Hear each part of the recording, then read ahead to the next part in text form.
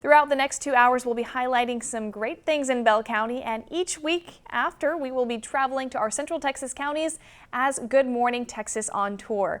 Let's meet up with our Sierra Shipley, who is at the gates of Fort Hood, a 342 square mile military base camp. Now, Sierra, let's start with how Fort Hood became a military base camp. Yeah, Andrea, it started during World War II, where Fort Hood would become known as an area for American soldiers to train their anti-tank equipment. Now, the War Department announced in January of 1942 their plans for building Fort Hood, and 8 months later, it was finished.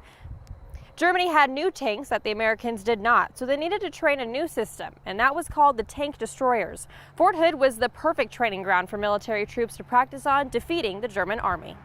But we had created these lightweight, heavily armed or heavily gunned tanks called tank destroyers. They can move very quickly across the battlefield, and they could take out a German tank.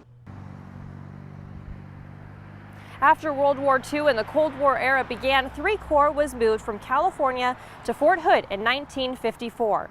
The Army's 3 Corps, now based at Fort Hood, has been in existence for a little more than a century. This elite branch of the Army was first activated during World War I in France, but at the end of the war it was deactivated.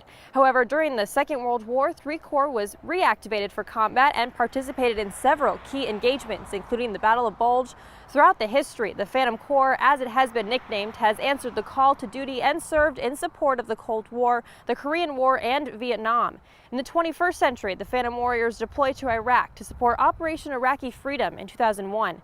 Then, in 2013, the Corps once again found its way to the Middle East, this time to Afghanistan, where they were deployed to Kabul. One of their primary missions was to successfully transfer security operations in the country to the Afghan government.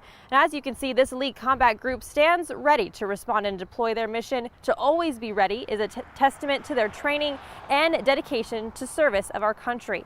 Now, there is truly a reason why Fort Hood is called the Great Place, and throughout the morning, we'll be giving you guys an inside look at one of the greatest divisions housed here, the 1st Cavalry Division. In the 60s, Fort Hood set a village on post representing what it would be like to fight in Vietnam. Training the soldiers, they sent the 1st Cavalry to Cambodia in 1970.